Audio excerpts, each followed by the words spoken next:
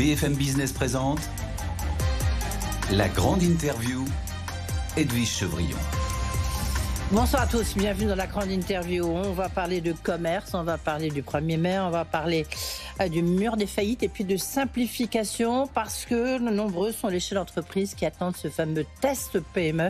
Bonsoir Véronique Louwagie. Bonsoir. Merci d'être avec nous. Vous êtes la ministre chargée du commerce, de l'artisanat, des PME, de l'économie sociale et solidaire. Juste comme ça, vous avez le temps de tout faire ou Alors, plus simplement, je suis en fait la ministre des entrepreneurs. Et c'est beaucoup plus facile et je pense que ça parle plus. Je représente d'abord les hommes et les femmes qui font vivre ces entreprises, qui les soutiennent chaque jour, qui emploient du personnel et qui participent à l'activité de notre pays. C'est plus facile à dire. Donc d'accord, écoutez, bienvenue ici sur BFM Business, parce qu'on parle souvent d'entrepreneurs, comme vous le savez. Beaucoup de questions à vous poser. Ah tiens, juste... Allez, un petit peu de politique comme 5 secondes. Vous avez été député LR, vous êtes les Républicains de l'Orne, et vous travaillez avec Éric Lombard, qui est plutôt réputé pour pencher à gauche. La cohabitation, elle se passe bien ? Tout à fait. Nous avons, je dirais, remarquez, beaucoup de vous n'allez pas me dire le contraire. Hein. Non, nous avons beaucoup de chance à Bercy parce que nous sommes une équipe de 6 ministres et nous travaillons très bien tous ensemble sur tous les sujets, chacun dans notre couloir. Oui, mais politiquement, vous avez des sensibilités différentes. Oui, mais je crois que nous sommes différents. De toute façon, chaque homme, chaque femme est différent. L'important, c'est d'avoir un objectif qui est le même, de servir notre pays. Et je crois qu'on peut trouver du consensus. Et en tout cas, c'est ce que nous trouvons. Et nous serons d'ailleurs demain ensemble pour un déplacement, et j'ai échangé d'ailleurs encore cet après-midi avec lui sur un certain nombre de sujets. On va y revenir, parce que c'est une manière, justement, c'est un déplacement sur l'e-commerce et notamment sur les plateformes, une manière de savoir comment on peut éviter le raz-de-marée Chine et Temu. On va revenir là-dessus. Évidemment, tiens, puisque vous dites qu'il y a un consensus, est-ce qu'il faut augmenter les impôts ? Parce que là, c'est vraiment le retour des impôts déguisés. On voit que l'ISF, il a été aboli, mais maintenant il revient par une porte dérobée, pour éviter la surfiscalisation et la suroptimisation. Et puis maintenant, il y a, j'en crois, François Rebsamen, votre collègue du gouvernement, il y aura une contribution modeste pour que on puisse financer de nouveau les services locaux. Ça s'appelle la taxe d'habitation qui a été supprimée par Emmanuel Macron et qui revient par une porte dérobée. Vous êtes favorable, vous, à ces hausses d'impôts déguisées ? Ce qui me paraît très important, en tout cas je partage l'objectif qui est retenu par Éric Lombard, par Amélie de Montchalin, d'arriver à un objectif de réduction de notre déficit qui est programmé mais est-ce que c'est la solution ? Est-ce que c'est la solution ? Pour réduire notre déficit, il faut agir sur nos dépenses. Nous avons des prélèvements obligatoires au taux quasiment le plus élevé. Nous sommes sur le haut du podium. Et ces prélèvements obligatoires, mais là ils vont rajouter... Pardonnez-moi, Véronique Louwagie. Vous dites le mantra gouvernemental, mais vous connaissez ça va augmenter nos impôts. Nous ne devons pas augmenter les prélèvements obligatoires. Donc vous êtes contre ? Agir. Oui, je suis contre l'augmentation des prélèvements obligatoires.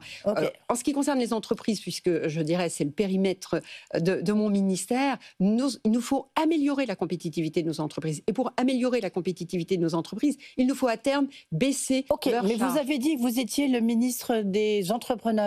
Là, en fait, c'est pour lutter contre ceux qui ont gagné beaucoup d'argent, qui ont mis ça dans des holdings, etc.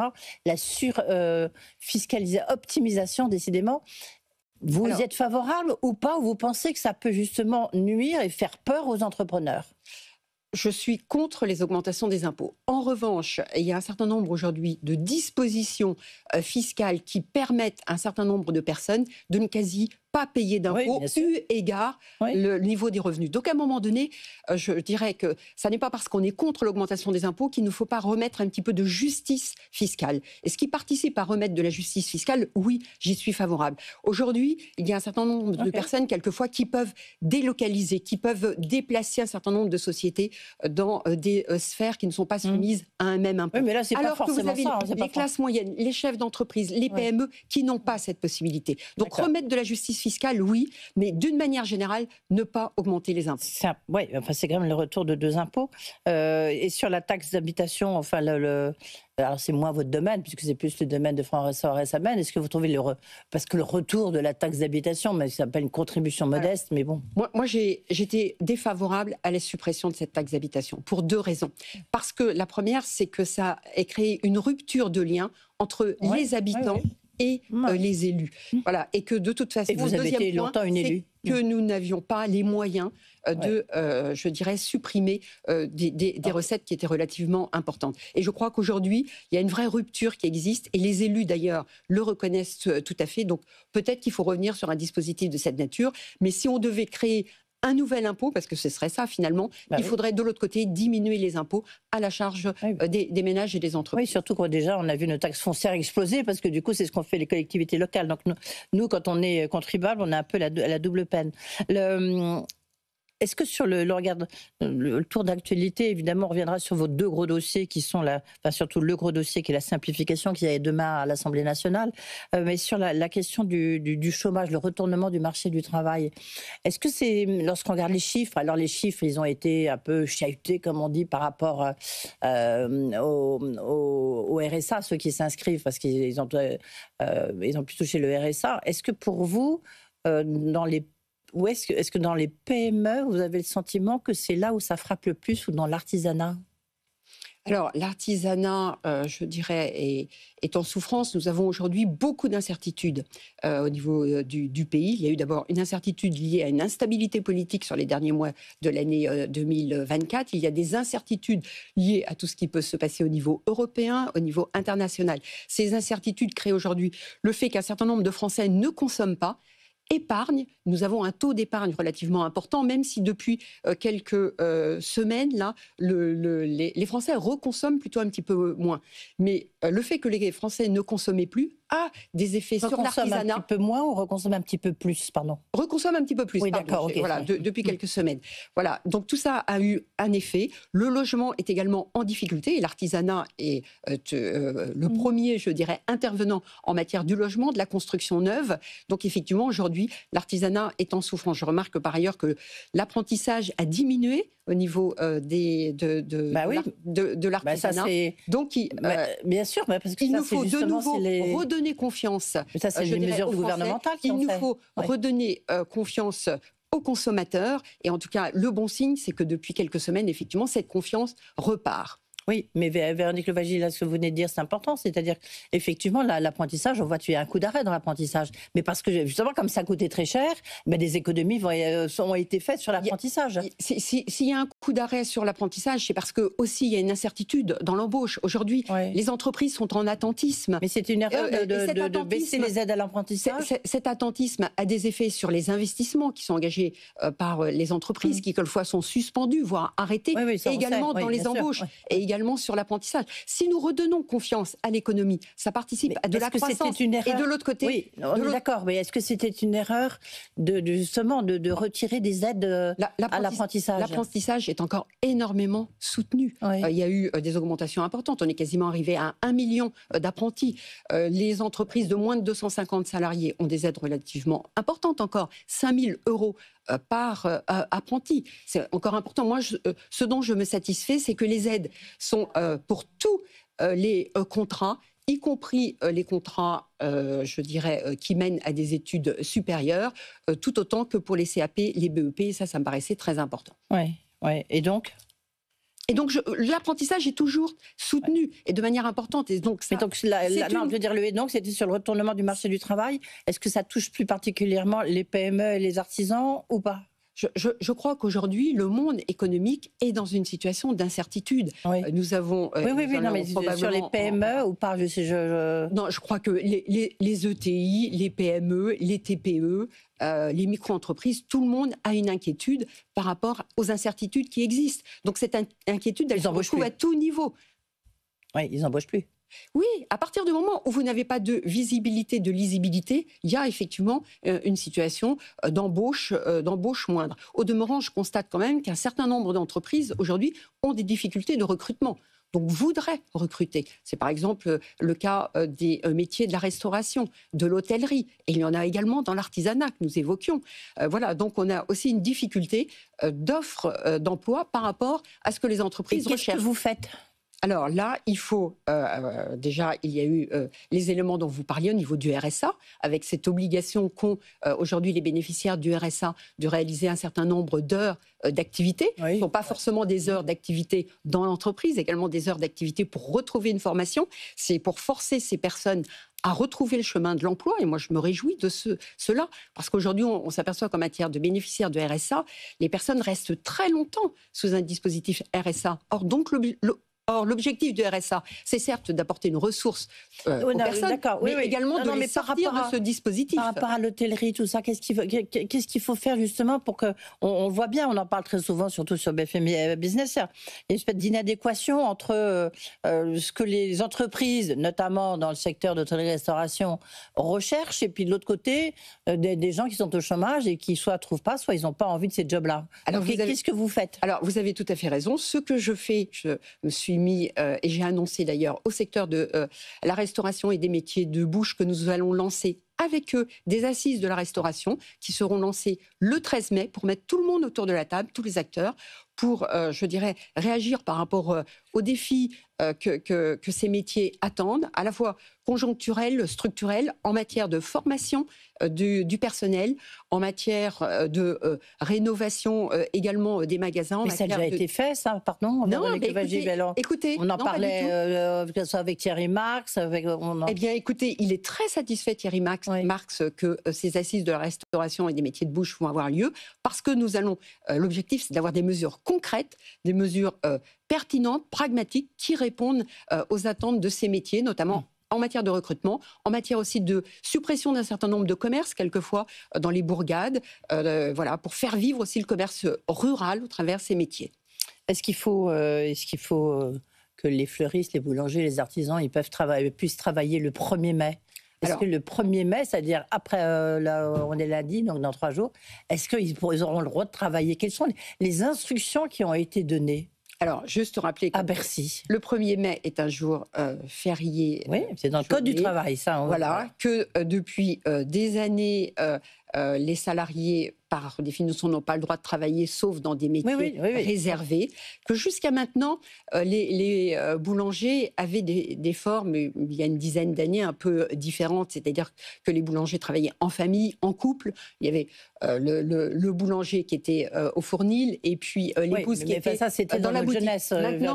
Voilà, donc effectivement, moi je me réjouis qu'une proposition de loi a été déposée au Sénat, que Catherine Vautrin d'ailleurs soutient cette démarche, et tous ensemble nous soutenons cette démarche, parce qu'effectivement il faut que les boulangers, par exemple que les fleuristes également, puissent travailler une journée comme celle du 1er mai. D'ailleurs tous les citoyens... Eux, ils peuvent travailler, c'est leurs salariés qui peuvent pas travailler. Alors cette proposition de loi justement propose que les salariés puissent pouvoir travailler le 1er mai dans un certain nombre de métiers qui seront définis. Ça sera pour Alors ça ne sera pas...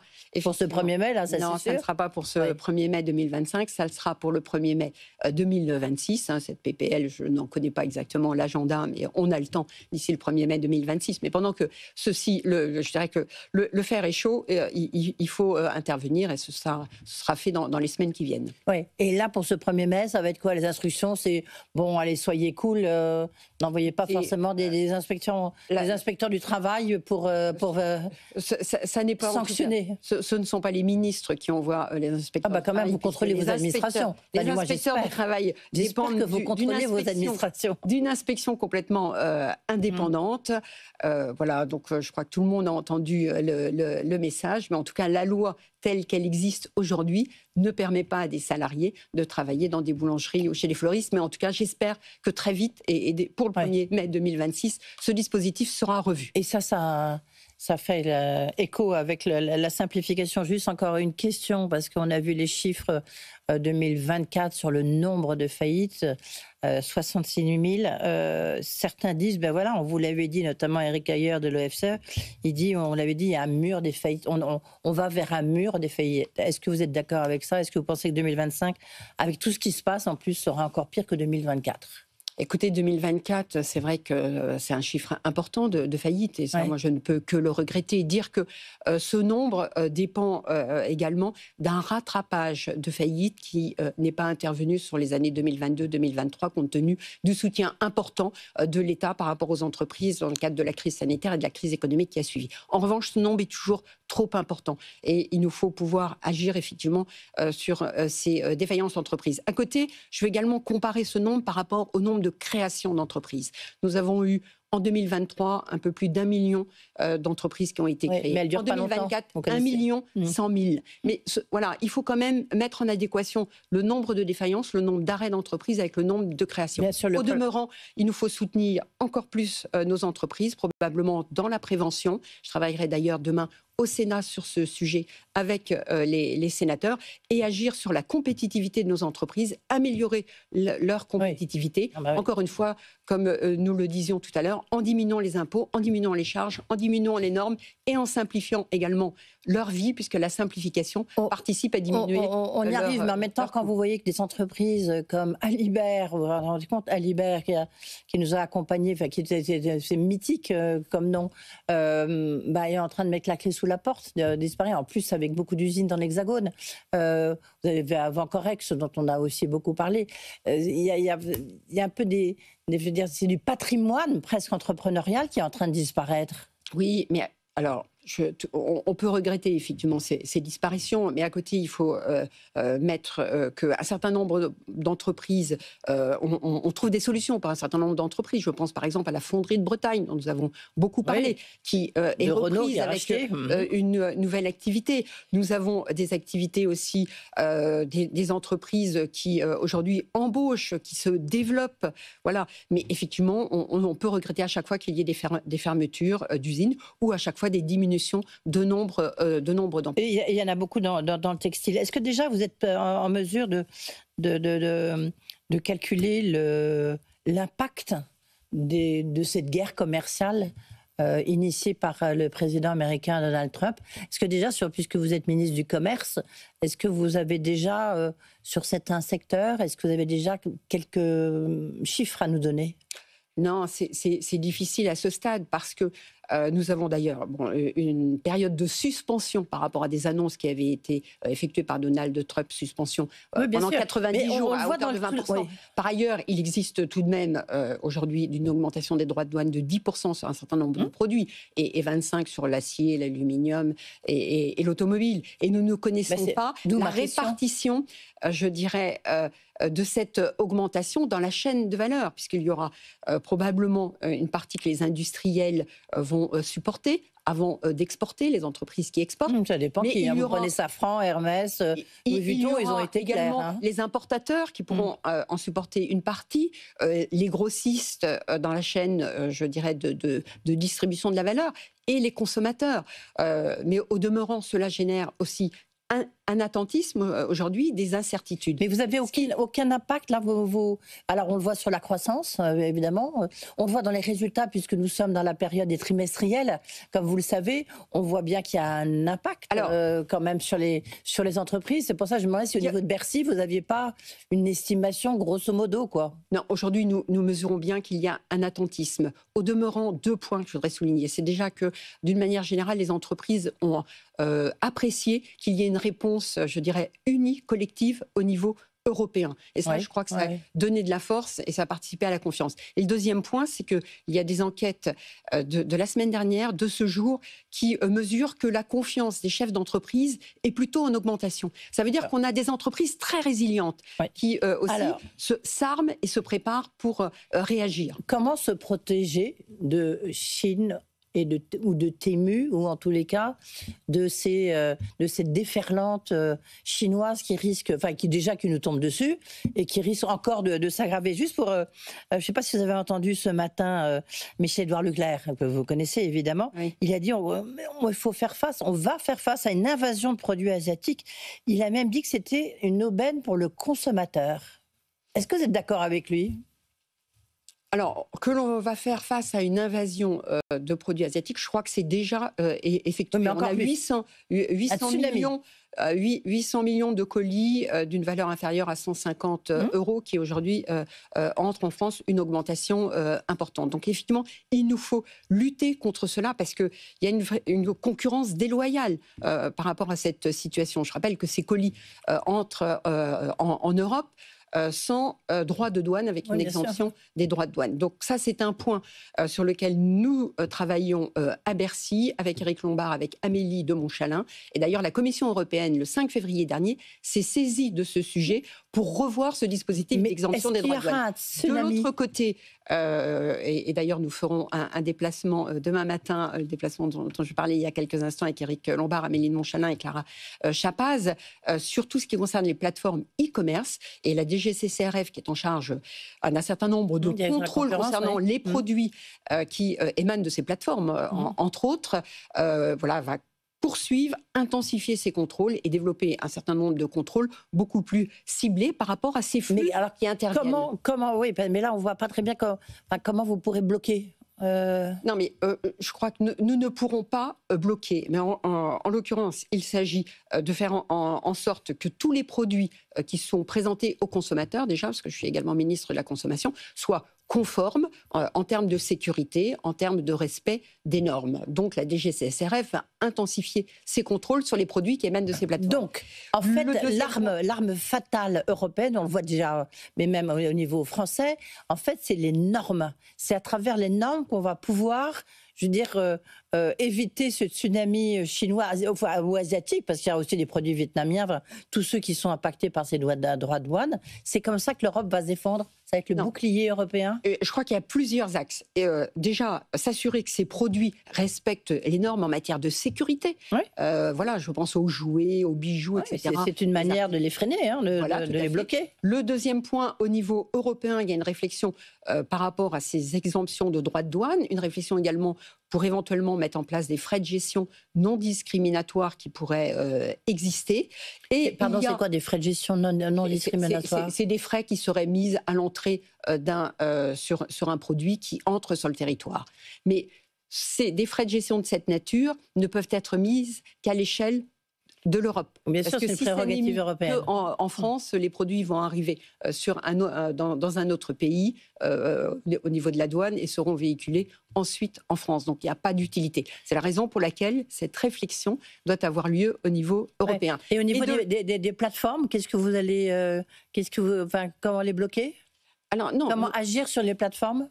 Il ne s'agit pas de bloquer les plateformes. En revanche, il s'agit de vérifier que ces plateformes respectent, je dirais, les normes qui sont les nôtres, respectent aussi toutes les informations qui sont communiquées sur ces plateformes, vérifier qu'il n'y a pas d'informations mensongères, que toutes les règles en matière de prix qui sont proposées sont cohérentes. Voilà. Et de l'autre côté, j'ajoute, parce qu'on parle beaucoup de textile quand on parle de ces plateformes, qu'il y a une proposition de loi fast fashion qui arrive, qui va être examinée au Sénat début juin, pour apporter une réponse et faire en sorte que pour un certain nombre d'articles qui rentrent dans cette définition des fast fashion, des malus puissent être appliqués, ce qui serait une pénalité finalement sur ces produits. Alors la simplification, parce qu'on y arrive, il ne reste plus que 5 minutes, donc il faut aller vite, mais c'est vrai qu'avec vous, il y a quand même beaucoup de sujets.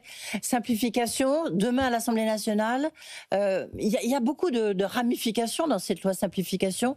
Je vais d'abord peut-être commencer par les tests PME et les CERFA, parce que j'entendais ce matin mon confrère d'RTL, François Langlais, qui expliquait qu'il y avait une entreprise de champignons en Charente-Maritime et qui ne pouvait pas, il fallait qu'ils attendent que la préfecture lui autorise à embaucher des travailleurs étrangers, mais ça prenait 6 semaines, alors que la récolte de champignons, à ce moment-là, il ne fallait plus que les jeter parce qu'ils étaient plus bons. Donc vous allez pouvoir trouver une solution ? Des exemples comme celui que vous donnez, c'est vrai que les entreprises en vivent tous les jours. Donc, effectivement, il nous faut simplifier. Pour simplifier, il y a plusieurs vecteurs. Donc, le projet de loi simplification, dont l'examen va reprendre demain à l'Assemblée nationale.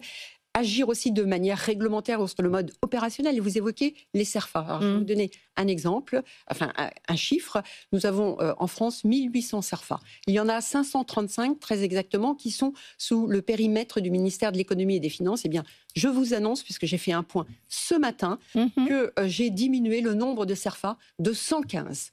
J'avais pris l'engagement il y a quelques mois de diminuer à la fin de l'année de 200 le nombre de CERFA. Eh bien aujourd'hui, c'est 115 CERFA en moins. Et ces 115 CERFA, c'est l'équivalent de 450 000 téléchargements. 450 000 entreprises ou citoyens qui étaient intervenus sur ces 115 CERFA. Voilà, donc c'est une diminution importante d'intervention et d'éléments de temps que n'auront pas à passer dans le secteur de l'entreprise, dans le secteur de licences qui doivent être demandées, dans le secteur de demande d'autorisation qui doivent être effectuées. Et effectivement, ce que vous évoquiez au travers d'une demande d'autorisation que doivent faire les entreprises, dans le projet de loi simplification, il y a tout un article qui supprime des demandes d'autorisation pour les remplacer simplement par des déclarations qui doivent être effectuées sans autorisation, mais une déclaration pour informer quelquefois le maire, d'ailleurs, d'un certain nombre de points. Sur le test PME, nous aurons l'occasion de le débattre avec les parlementaires. Oui, parce que les CERFA, ça y est, la décision est prise, ça y est. Ah, les CERFA, ce matin, ça y est, c'est fini. Non, les 115 sont supprimés. Oui. Je continue ce travail, mais je peux vous annoncer aujourd'hui, puisque c'est un point ce matin, que ces 115 sont supprimés. Donc je continue et j'espère pouvoir vous annoncer. Et vous voulez arriver à combien? Parce que là, 535 moins 115, ça fait 425. 420, vous voulez, c'est quoi votre objectif? J'avais indiqué 200 sur l'année, donc je ne peux pas vous en donner. Plus tous les 15 jours, je fais un point, je continue de manière importante et en tout cas, j'espère pouvoir vous donner un nombre au moins équivalent dans quelques temps. Alors, et donc sur le test PME. Ce test PME très attendu par le monde de l'entreprise, puisqu'il permettra préalablement à une norme de mesurer l'impact en termes de coûts directs et de coûts indirects sur la vie des entreprises. Et ce test PME sera effectué par les entreprises elles-mêmes. Ce sont les entreprises qui évalueront l'impact préalablement à une norme, préalablement à un projet de loi. Comment concrètement ? Eh bien, il y aura un panel d'entreprises qui va nous être donné par les organisations professionnelles. Et dans ce panel d'entreprises, certaines seront choisies en fonction du thème, du sujet qui est concerné par le projet de loi, concerné par l'arrêté et le décret. Donc, des très petites entreprises, des entreprises, des PME. Voilà, par exemple, s'il y a un texte sur, je sais pas, les exportations, on prendra des entreprises qui exportent pour justement qu'elles mesurent l'effet de cette norme sur leur vie. Et cela permettra d'éclairer les parlementaires pour un projet de loi, les membres du gouvernement pour un arrêté et un décret. Et je pense qu'on arrivera à des situations avec beaucoup de pragmatisme. Un dernier mot, calendrier. C'est quoi le calendrier sur le test PME ? Eh bien, écoutez, je pense qu'il devrait être adopté cette semaine à l'Assemblée nationale. Le vote du projet de loi simplification dans les semaines qui viennent. Ensuite, probablement une commission. Avec des problèmes sur les agences de l'État, lesquelles il faut supprimer. Avant l'été, en tout cas, avant l'été, on aura le projet de loi simplification. D'accord, ok. Merci beaucoup. Puis il faudra revenir nous voir parce qu'il y a un point aussi très très important. C'est la question des transmissions d'entreprises. Mais voilà, ça sera pour la prochaine fois avec 460 000 entreprises qui doivent changer de main. Dans les 10 ans. Donc, 700 000. 500 000. Ah, moi, j'étais restée sur 460 000. Voilà. Merci beaucoup d'avoir été avec nous. Véronique Louwagie, donc la ministre des Entrepreneurs, la ministre chargée du commerce, l'artisanat, des PME, de l'économie sociale et solidaire. Il y a aussi la loi Egalim. Mais ça, c'est pour quand, loi Egalim 4 ? Écoutez, il n'y a pas aujourd'hui d'agenda. Nous travaillons avec ma collègue Annie Genevard pour améliorer cette loi Egalim par rapport aux attentes des professionnels. Voilà, c'est bien ce que je me disais qu'il n'y avait pas d'agenda là-dessus. C'est pour ça que je ne suis pas insistée. Merci beaucoup. Tout de suite, vous retrouvez Guillaume Paul. La grande interview sur BFM Business.